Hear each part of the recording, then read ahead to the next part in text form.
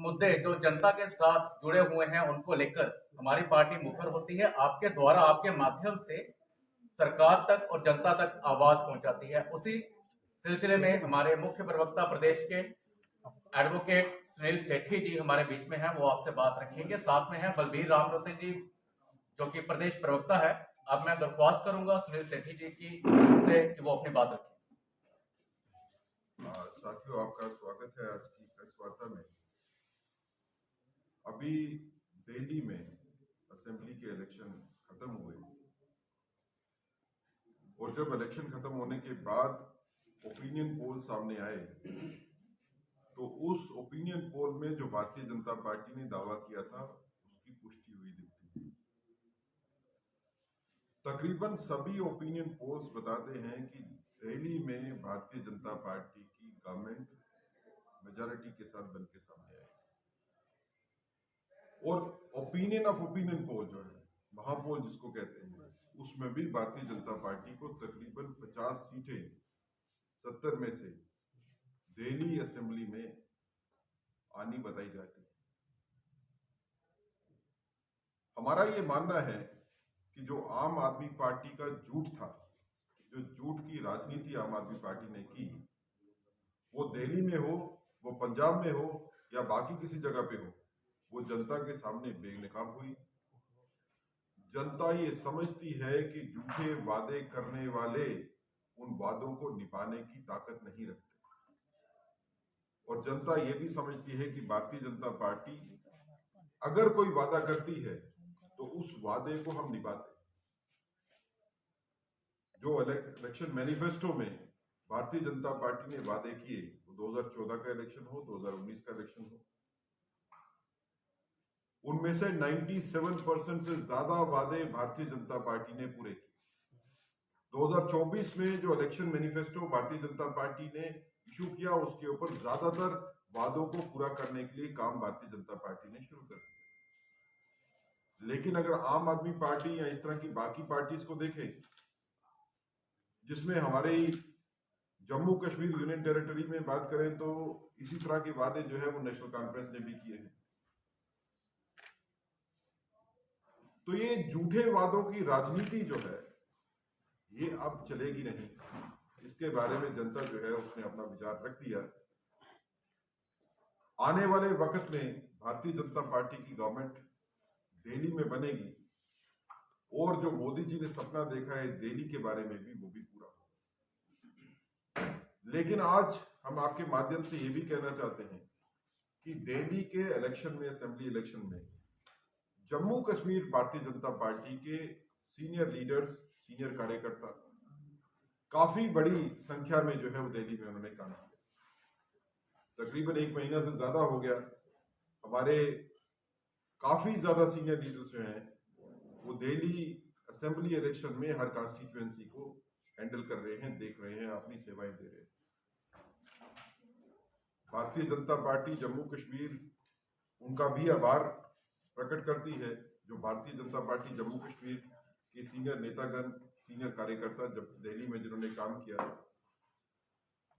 दिल्ली की जनता का भी भारतीय जनता पार्टी शुक्रिया अदा करना चाहती है कि आपने झूठ की राजनीति को समझा, परखा और भारतीय जनता पार्टी के साथ आपने वोट किया। ये इलेक्शन के रिजल्ट आने के बाद न सिर्फ भारतीय जनता पार्टी में जश्न की तैयारी होगी, लेकिन भारतीय जनता पार्टी जो वादे करती है उसको निभाने के लिए दृढ़ता से आगे बढ़ेगी और मजबूती से काम करेगी। और आने वाले वक्त पे आप देखेंगे कि जब बाकी स्टेट्स में इलेक्शन होंगे, खासकर पंजाब में इलेक्शन होंगे, तो वहां पे भी भारतीय जनता पार्टी अपनी जीत दर्ज करेगी, क्योंकि हमारी राजनीति ही लोगों के लिए इंसाफ दिलवाने की, इंसाफ करने की राजनीति है।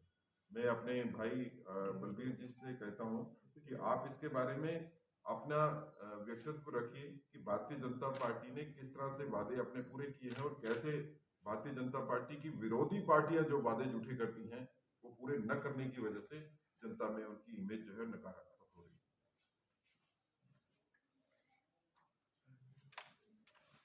सुनील शेट्टी जी ने जैसा कहा कि भारतीय जनता पार्टी जो वादे करती है पूरी करती है, उस संदर्भ में मैं से थोड़ी सी ये बात करूँगा।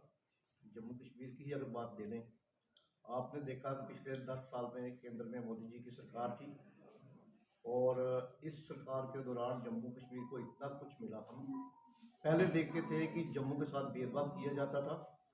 जब से केंद्र में मोदी जी की सरकार आई, भेदभाव खत्म हुआ। और जब भी यहाँ आर्टिकल 370 हटा, जो चीज़ें यहाँ ठीक नहीं थी, कुछ समुदाय, कुछ वर्ग जिनके साथ अन्याय होता था, उनके साथ न्याय हुआ।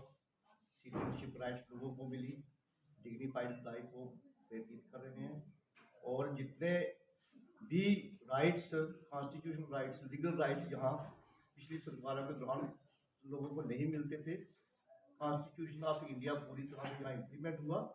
और जब 370 पे राजनीति करते हैं कि 370 जो है उसको वापस लाना है, मुझे लगता है कि उनकी इंटेंशन ये है कि जो लोग पहले 370 के कारण पिसते रहे, दोबारा वो झुक आए, उन लोगों को दोबारा दुख देखना पड़े, जिल्लत सहनी पड़े। भारतीय जनता पार्टी ऐसा नहीं होने देगी। और भारतीय जनता पार्टी का हमने इतिहास देखा है, राइट फ्रॉम 1953 हमने कहा था कि 370 हटना चाहिए। भारतीय जनता पार्टी कोशिश करती रही, स्ट्रगल्स हुई, एजुकेशन हुई, सेक्रीफाइसेस हुई, और करते करते करते ये 370 हटाया गया।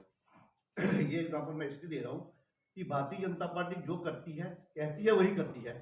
चाहे उसमें वक्त ज़्यादा लग जाए, साल लगे, 10 साल लगे, 20 साल लगे, 50 साल लगे, भारतीय जनता पार्टी अपनी एक लाइन के साथ बिल्कुल स्ट्रिक्टली काम करती है, लगातार काम करती है। कार्यकर्ता लगे रहते हैं और जो भी हमने कहा होता है हम उसको पूरा करके दिखाते हैं। धन्यवाद। सेठ साहब, मेरा मैं सवाल आपके रहेगा। माध्यम से एक बात सिर्फ और करना चाहता हूँ। मैं नेशनल कॉन्फ्रेंस को ये चेतावनी भी देना चाहता हूँ कि जो वादे आपने इलेक्शन मैनिफेस्टो में किए, अगर आपने वो वादे पूरे नहीं किए तो आपका भी वही हाल होगा जो केजरीवाल का हाल आज दिल्ली में हो रहा है।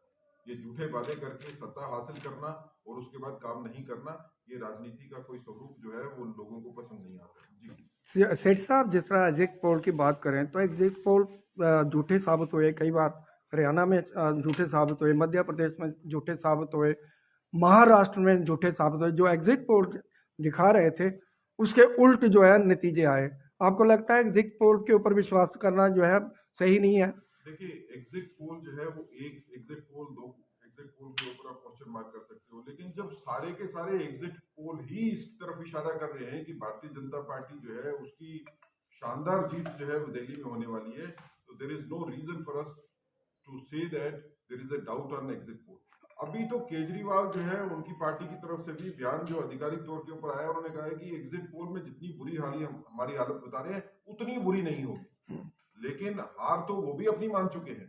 तो एग्जिट पोल के रिजल्ट्स अगर आप देखें कि वेरी कहीं पे होते हैं, लेकिन उनकी वेरिएशन जो है उसकी परसेंटेज अगर देखें तो बड़ी कम होती है। इस तरह का एग्जिट पोल आना जिसमें कि सारी की सारी एग्जिट पोल एक तरफ इशारा करते हैं, और भारतीय जनता पार्टी का अपना इंटरनल भी सिस्टम होता है, इंटरनल हमारा एग्जिट पोल भी होता है, जिसमें हम पहले भी आश्वस्त थे, हम इलेक्शन में जाने से पहले भी आश्वस्त थे। जिस तरह के काम दिल्ली में हुए हैं और जिस तरह के नकारात्मक काम आम आदमी पार्टी ने किए हैं, करप्शन की एलिगेशन, चीफ मिनिस्टर भी जेल में, डिप्टी चीफ मिनिस्टर भी जेल में, तो जनता भी त्रस्त है, जनता दिल्ली की त्रस्त थी, इसलिए उन्होंने वोट डालना ही था आम आदमी पार्टी।